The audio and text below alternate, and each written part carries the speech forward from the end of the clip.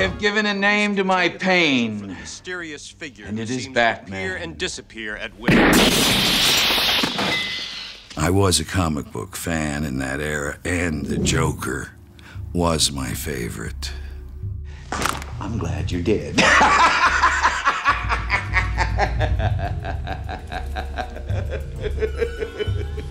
Jack Nicholson. I'm glad you did. He is of the piece. He is seamlessly into it. He is Grand Guignol. Come on, Jack, let's go! And he doesn't make a false step. With the whole bravura performance, he is part of that magical, dark piece.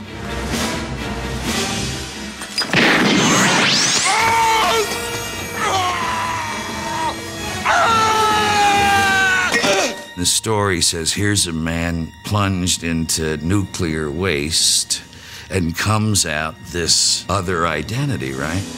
So my simple thought on it is the guy is from then on short-wired. I love that.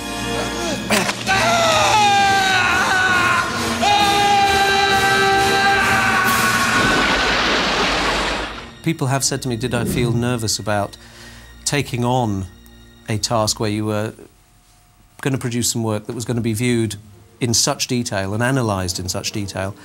I had an initial nervousness about what Jack Nicholson was going to be like, but that's largely because you're going to be nervous about any actor who you might have to spend 3 or 4 months with. No one had worked en masse in the movies in a very long time. And of all characters to whom these ideas might apply, just academically, the Joker is one of them. My attitude was very practical. It was, if you have somebody of that caliber, they'll have a 12-hour turnaround. You've got to do the makeup in under 2 hours, whatever it is. You have to have a practical approach to how you would do a character like that. I saw my job very much as whatever this guy turns up with, I'll be augmenting. And I think in the first discussions, Tim's view was exactly that, you know, that we would see where we went. And he didn't dismiss any approach at all at that stage. He was very open. It's like when certain actors say, I'll find my character when I find his wardrobe, you know? It's like, and I kind of understand that. It's deeper than just a surface thing. With someone like the Joker, you have a childhood image in your head. White-faced guy, green hair, manic smile. But beyond that, when somebody actually confronts you with the issue of, OK, you're actually going to do it, I've got to give him a ridiculous smile, I've got to paint him white, I've got to give him green hair, but I mustn't dilute Jack Nicholson at all. And that was really the hard part of the brief. He did have the final say. I did have a very early meeting before anything happened with Nick. Creatively, it was very specific. You know, in other words, I wanted to get something more of the elongation. You know, when you look at the drawings, his hair is not bright green, you almost see it as a lighting effect. You know, you're at the beginning, everything's always brand new at a movie, and Tim was feeling that this would come through the lighting, that it wasn't too bright, too green, more of a Clarabelle than a Joker, you know. And I said, oh, you know, Tim, look, you know, I don't agree with that. You don't want that level of clowning. Don't worry, I'll try to be humorous. He is the Joker and funny. And we did the test on the wig, and immediately he saw too bright. Changed the wig, much less green area, you know, much less fright wig element, more, you know. This was also very revolutionary at the time. The chemistry of it was very specific, and they were very inclined toward the creative result of it. And we had a lot of talks. One of the ironies of my life is I'm allergic to Spirit Gum, you know, the basic unit of movie makeup. You know how concerned people are about appearances. This is attractive, that is not. Well, that is all behind me. I now do what other people only dream. I make art until someone dies. See? I did one life cast as you would normally, with his face just relaxed in a normal position, and one cast where I asked him to pull the most extreme grin that he could pull, which was quite extreme. Moulded these various items, produced casts of him smiling and not smiling that I could then sculpt on. So I then went back and started trying to sculpt a smile that was always there, but needed him to smile behind it to take it to the full extent. And then sort of stood back from them, painted them, and sort of looked at them and thought, well, what do I think? At what point in this row of faces do I lose Nicholson? Because anything beyond that point where I lose him, I should just dismiss now. Because if you're doing a prosthetic makeup, you're gluing bits on somebody's face. And wherever you glue those bits, you are camouflaging the performer. You know, he's got to sell through it. You'll never believe what happened to me today. Oh. The actor is now effectively masked. You've created a different person on the front, and he has to discover whether that works or not. By putting on a mask somehow it can be quite liberating as an actor and have things that come out of you that you wouldn't ordinarily have if you were just acting without anything over your face. Something comes through from the subconscious that might not come through without that. And I think that's true, and it's interesting, and it's fun to watch that happen. Have you shipped 1 million of those things? Yes, sir. Ship them all! We're gonna take them out a whole new door! He had to have makeup on and take it off and get down to a second layer of makeup. This is a scientific problem.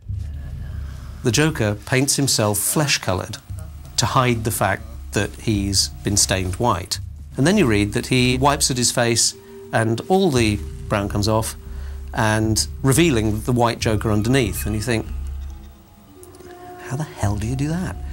We'd paint him with the product we use all the time, which we call Pax Paint, which is basically an acrylic adhesive that is mixed with paints. And then we put food-grade silicone oil all over his face. And silicone oil has the property of nothing sticks to it. We then stippled with the sponge a very weak, flesh-coloured base coat of grease paint, which was literally sitting on the oil, so it was quite a paint put on, and he couldn't touch it. And then we airbrushed and painted shading into that. What's with that stupid grin? Life's been good to me. He could then do the scene, and if he had a handkerchief that had been soaked in isopropyl alcohol, he could wipe it, and it would strip everything off, but it would leave the Pax paint job underneath, and it worked. Had you ever heard of the healing power of laughter? The makeup, the costuming. Now get out of here! That's a big plus in making an actor feel like they're in the moment.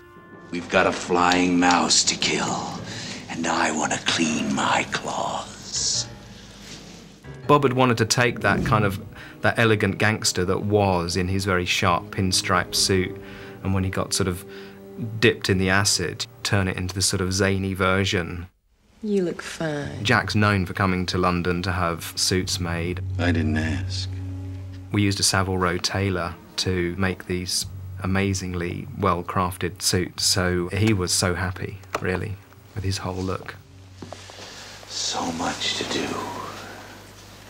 and so little time.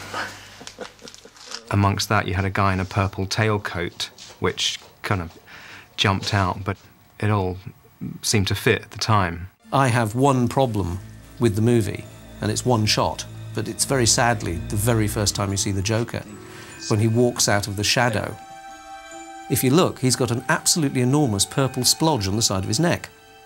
And this is because we did a couple of takes, and some white grease paint had got on the collar of his coat he's wearing. And instead of taking that off with alcohol or something like that, had actually used purple boot polish on the coat. Maybe we can cut a deal. Of course, the director is going to use the take that has the best performance in it, and it's there. Jack is dead, my friend. You can call me Joker. And as you can see, I'm a lot happier. I regard it as very much a focal point in my career to have the ability to do something without lots of people interfering. I only had to satisfy Tim and Jack. Normally in a studio movie, everybody has an opinion, and usually things get diluted. On this occasion, it was like I did what I wanted to do, I provided what they wanted, and it worked. When I meet a kid now, however many years later, their parent always introduces me as, you know, this is Jack Nicholson, the Joker, you know, they still go off on it, you know.